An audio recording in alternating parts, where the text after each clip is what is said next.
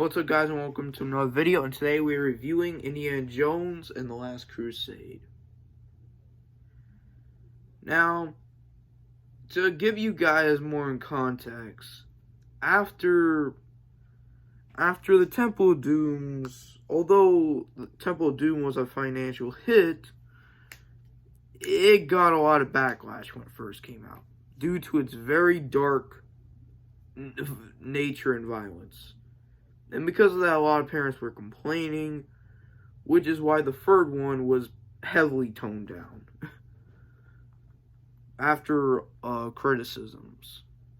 And I completely understand in a parent's perspective, but come on now. But would I thought of The Last Crusade? I think it's just as good as its first two, though. It's not my favorite Indiana Jones movie, but I still think it's as good as its first two. Because what made the movie more awesome is not only did you have, obviously, Indiana Jones, but you had frickin' Sean Connery as his father. You have the great late Sean Connery, who has unfortunately passed. And I think both Harrison Ford and Sean Connery in this movie both are like the biggest standouts in my opinion. In my opinion, dude,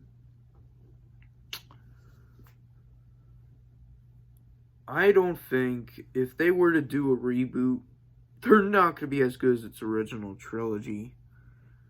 It's because the original trilogy are like amazing films. But in my opinion, The Last Crusade not only has the legendary Sean Connery, or the late Sean Connery, but it has the Holy Grail. Now,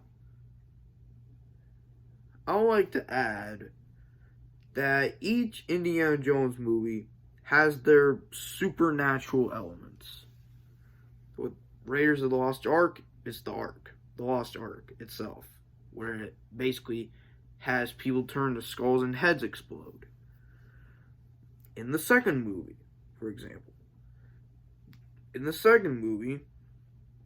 you have friggin' hearts coming out of people, Mortal Kombat style.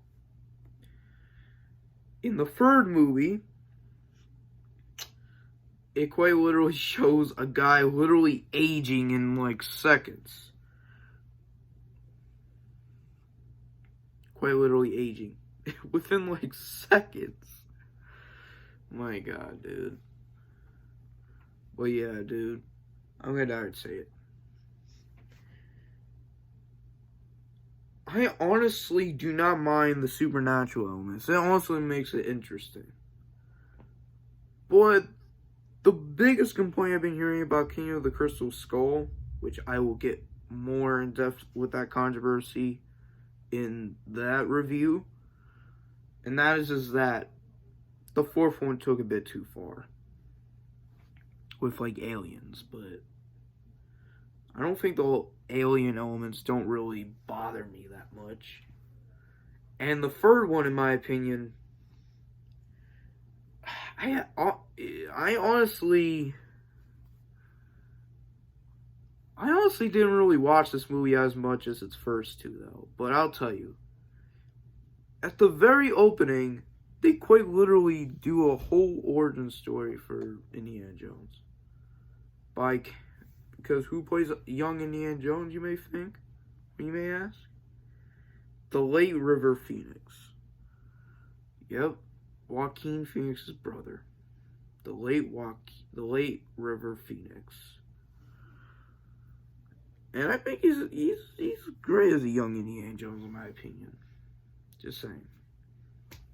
But yeah, this franchise is not only known for its supernatural elements, but it's also known for how in each villain, in each movie, it's also known for their very brutal deaths.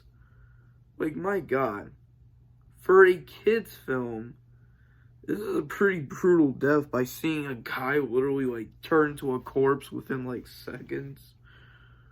And during the second movie, you see a guy get eaten by crocodiles, and then in the first one, we see freaking heads explode. My God, dude. And this is why I like this franchise. This whole franchise, in my opinion. I think each movie is great.